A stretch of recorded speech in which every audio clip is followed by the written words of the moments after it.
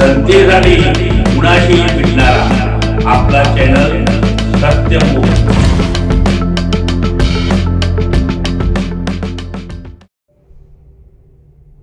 मित्रांनो, सत्यमुखच्या वतीने आपणास नमस्कार, धन्यवाद। मित्रांनो, आपला आजचा विषय आहे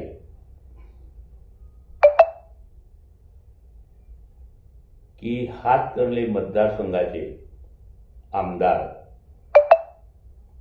अशोकराव माने यांची आमदारकी धोक्यात।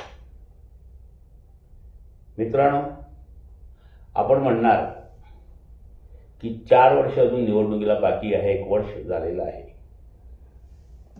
अशोकराव माने यांची आमदारकी धोक्यात। मला याबद्दल काही ज्या गोष्टी स्पष्ट सांगायच्या आहे की जे बाबी लोकांच्या मध्ये चर्चा आहे ते म्हणजे महाराष्ट्राचे माजी मुख्यमंत्री व आजचे उपमुख्यमंत्री एकनाथभाई शिंदे साहेब। एकनाथभाई शिंदे यांनी परवा हातकणंगले येथे आपल्या उमेदवारांच्यासाठी प्रचार फेरी काढली आणि ते पण ग्राउंड लेवलला उतरून ज्या नेत्याबद्दल लाडकी बहिणींना आदर आहे, प्रेम आहे, अशा महिलांनी एकनाथभाई शिंदेच्यावर फुलांचा वर्षाव केला आणि गर्दी म्हणजे तुफान गर्दी होती। शिंदे साहेबांनी संपूर्ण कोल्हापूर जिल्ह्यात लक्ष घातलेलं आहे आणि चांगल्या पद्धतीने लक्ष घातलेलं आहे। त्यांच्या शिवसेना पक्षाचा एक खासदार माननीय धैर्यशील माने दादा आहेत आणि दुसरे खासदार राजे आहेत। मित्रांनो, आपण वर्षभराचा बारीक अभ्यास केला तर कोल्हापूरचं राजकारण, त्या कोल्हापूर जिल्ह्याचं राजकारण ज्या पद्धतीने घुमायला लागलेलं आहे त्याची पावले जनता जनार्दन ओळखून असते। पुढाऱ्यांच्यापेक्षा जनता जनार्दन हा फार हुशार आहे, बुद्धिवंत आहे। अशोकराव माने ह्यांचं जे व्यक्तिमत्व आहे हा सरळ मार्गी आहे। व्यक्ती म्हणून ते चांगले आहेत आणि आमदारकीसाठी त्यांनी प्रत्येकाच्या घरोघरी पोहोचून हसतमुखाने लोकांची कामं करून आपल्याबद्दलची चांगली प्रतिमा उभी करून त्यांनी आमदार म्हणून निवडून आले। त्यांनी जनसुराज्य पक्षाच्या मार्फत तिकीट घेतली, परंतु भारतीय जनता पक्ष आणि देवेंद्रभाई फडणवीस आणि नरेंद्रभाई मोदी यांच्या भारतीय जनता पक्षाच्या मुळे त्यांनी निवडून आले आहे। अशोकराव माने साहेब यांचा स्वतःचा पण मोठा सिंहाचा वाटा आहे, पण त्यांच्या पाठीशी भारतीय जनता पार्टीची ताकद होती। त्या ताकदीला किंवा त्या उमेदवाराच्या विरोधात आणखीन आमदारकी मिळवण्यासाठी अनुभवी नेतृत्व हातकणंगले तालुक्यात आहे आणि ते म्हणजे माजी आमदार सुजितराव मंचेकर। सुजितराव मंचेकर हा उबाठा शिवसेनेमध्ये होते, परत त्यांना आमदारकी पाहिजे होती म्हणून त्यांनी राजू शेट्टी साहेबांच्या शेतकरी पक्षात गेले आणि अशोकराव मानेच्या विरोधात उभा राहिले, परंतु ते हरले. त्यांनी हरले असले तरी ते माजी आमदार आहेत. त्यांचा सुद्धा स्वभाव शांत, संयमी आणि एक जिद्द आहे की परत आपल्याला हातकर्ली मतदारसंघातून आमदारकी मिळवायची आहे. या हेतूने त्यांनी विचार करून एकनाथभाई शिंदेच्या शिवसेनेत प्रवेश केला आणि त्यांना पाठिंबा धैर्यसिंह मानेदादांनी पूर्ण दिलेला आहे. धैर्यसिंह मानेदादांना पण माहीत आहे की एकनाथभाई शिंदेनी हातकणंगले लोकसभेच्या मतदारसंघात लक्ष घातल्यामुळे त्यांनी निवडून येऊ शकलेले आहे. हे बरोबर आहे, भाजपने त्यांना पाठिंबा दिला, परंतु एकनाथभाई शिंदेच्या ग्राउंड लेवलला काम करण्याची पद्धतीवर त्यांनी निवडून आले आणि ते ओळखूनच त्यांनी हातकणंगले मतदारसंघ या ठिकाणी आपला शिंदे शिवसेनेचा आमदार पाहिजे असेल तर सुजितराव मिंटेकर योग्य आहे. त्यांचा बी स्वभाव समजूतदार आहे, काम करण्याची क्षमता आहे आणि याबद्दल एकनाथभाई शिंदेनी ग्राउंड लेवलला येऊन हातकणंगले त्या उमेदवारासाठी त्यांनी मोठे प्रयत्न केलेले आहे. काळाची पावलं त्यांच्या दृष्टिकोनातून योग्य ठिकाणी पडलेली आहे. एकनाथभाई शिंदे हा नेतृत्व देवेंद्रभाई फडणवीस सारखंच आहे. संयमी, समजूतदार, तोलून मापून बोलणारं व्यक्तिमत्व आणि सहनशक्तीचा महामेरू म्हणून एकनाथभाई शिंदे पण आहे. त्यांनी बोलत असताना विचार करून बोलतात.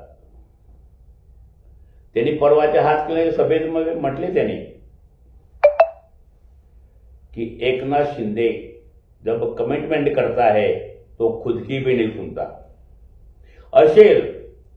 असेल मित्रांनो, सलमान खानच्या पिक्चरचा डायलॉग असेल, पण हा त्यांचा नेतृत्व गुण आहे आणि हा नेतृत्व गुण त्यांना योग्य पद्धतीने, योग्य मार्गाने न्यायला लागलेले आहे. त्यांच्या कालावधीमध्येच, एकनाथभाई शिंदेच्या कालावधीमध्येच लाडकी बहिणीची योजना सुरू झाली होती आणि ते त्यांनी पावलोपावली आपल्या लाडक्या बहिणींना आठवण करून देत असतात आणि यामुळेच हातकणंगलेमध्ये त्यांचा फार मोठा भव्य सत्कार झाला. त्यांचे पाय अगदी जमिनीवर आहे.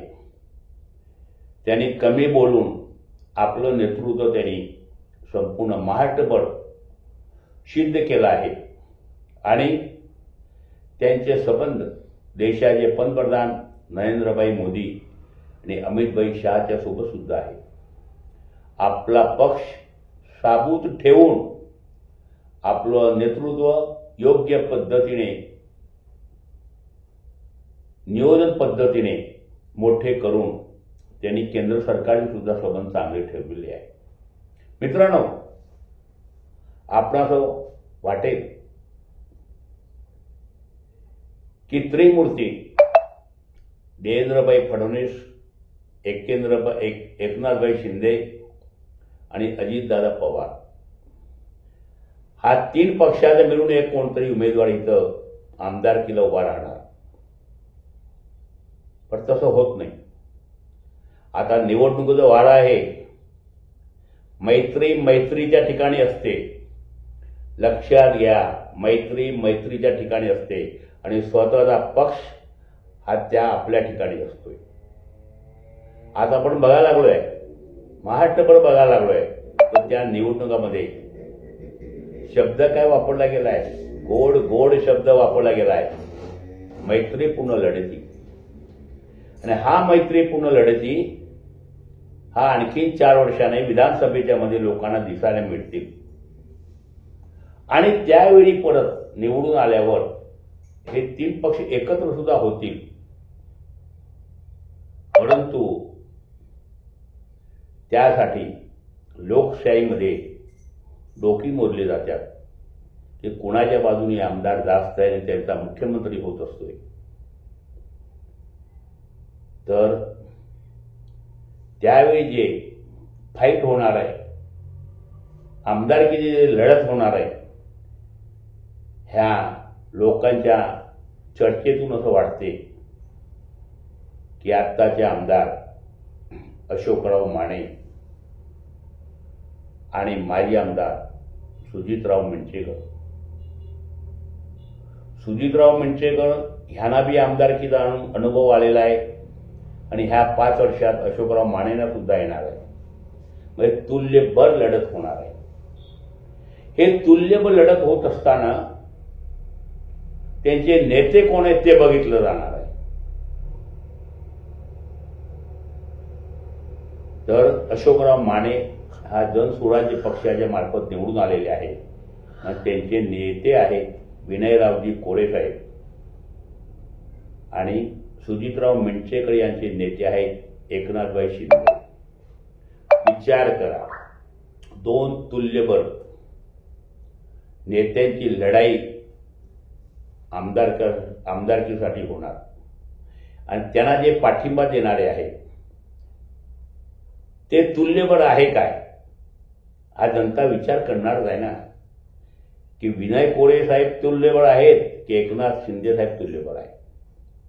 हातकणंगले मतदारसंघामध्ये विचार केला तर भारतीय जनता पार्टीला मांडणारे अनेक कार्यकर्ते आणि अनेक छोटे मोठे नेते आहेत. 2 नंबरला एकनाथभाई शिंदेचा पक्ष आहे आणि यावरनं असं 100% आपण म्हणू शकतो आणि जनता पण म्हणते की अशोकराव माने साहेब गाफील राहिले तर त्यांच्या आमदारकीला आणखी 4 वर्षाने धोका आहे. सुजितराव मिंचेकर यांचे जमिनीवर पाय आहे. ते पण ग्राउंड लेवलचाच नेता आहे. ते पण अनुभवीच आहे.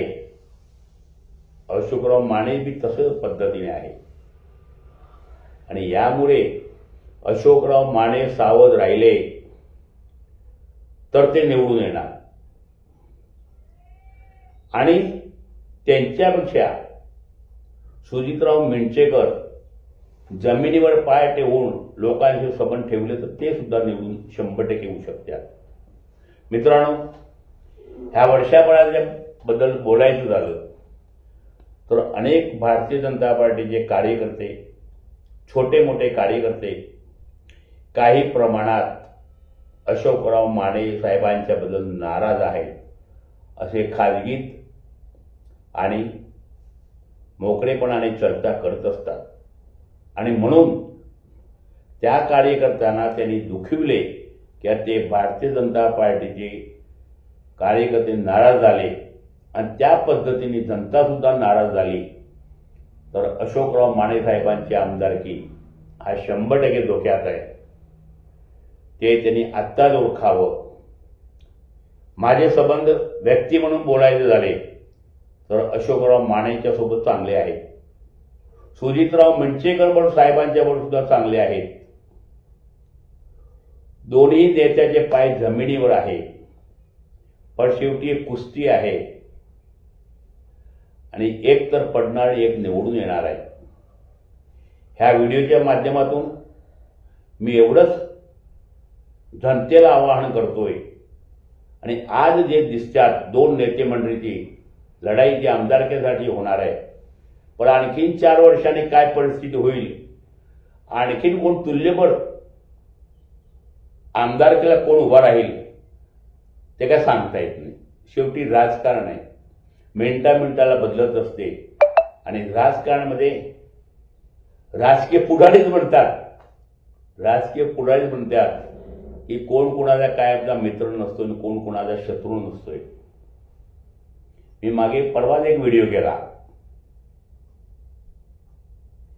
की कोल्हापूर जिल्ह्यातील नेते मंडळींना उशिरा सुचलेलं शहाणपण, न पटणारी नेते मंडळी माडिक साहेब आणि बंटी साहेब एकत्र आले, मुश्रीफ साहेब आणि समरसिंग घाडगे साहेब हे पण एकत्र आले. कुणाला माहिती की कोणाला कोणतं पद दिलं जाणार आहे. आणि शेवटी राजकारण हे सर्वांना माहीतच आहे मित्रांनो, माहीतच आहे. सत्तेसाठी वाटेल ते करायचं आणि सत्ता आली म्हणजे पैसे मिळवायचे आणि पैसे आले म्हणजे सत्ता मिळवायची.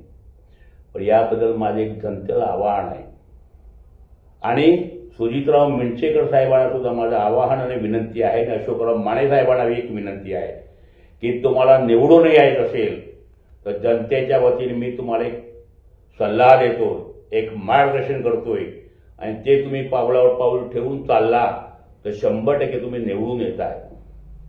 आणि ते आमचं जे म्हणणं आहे ते एकच आहे की हातकणंगले तालुक्यामध्ये अनेक विधवा माई आहेत, अनेक वडीलधारी ज्येष्ठ नागरिक आहेत, अनेक लाडक्या बहिणी आहेत, अनेक तरुण आहेत की ज्या लोकांना सरकारी योजनेचा अजूनपर्यंत लाभ मिळत नाही, रेशन कार्डावर धान्य मिळत नाही आणि अशी जी जनता आहे ही जनता फार मोठ्या प्रमाणात आहे आणि हातकणंगले तालुक्यात फार मोठ्या प्रमाणात आहे. माझं एवढंच म्हणणं आहे की समजा कोणतरी तिसरा उमेदवार सुद्धा मैदानात येणार असेल तर त्यांनी हातकणंगले मतदारसंघामध्ये एकच काम करावं की आत्तापासून घरोघरी जाऊन ज्या विधवा पेन्शन ज्यांना मिळत नाही त्यांची यादी करावी, ज्या लाडकी बहिणींना पैसे वेळेवर मिळत नाही त्यांची यादी करावी, ज्यांची शेती आहे त्यांना जे 2-2 हजार रुपये मिळतात ते मिळत नाही त्यांची यादी करावी. सरकारी योजना अनेक आहे, तरुणांना धंद्यासाठी कर्ज पाहिजे ते मिळत नाही, घरकुलसाठी पैसे मिळत नाही, विहीर खणण्यासाठी पैसे मिळत नाही. हा मोदी साहेबांच्या योजना आहे आणि हे जे योजना जे उमेदवार मिळवून देईल, घरोघरी जाऊन यादी काढेल आणि त्यांच्यासाठी हातकणंगले मामलतदार साहेबांनी ते बसून मंजूर करून त्यांना जे त्या योजनांचा परिपूर्णता करेल, होच माणूस 4 वर्षानंतरचा आमदार हातकणंगले मतदारसंघाचा असेल.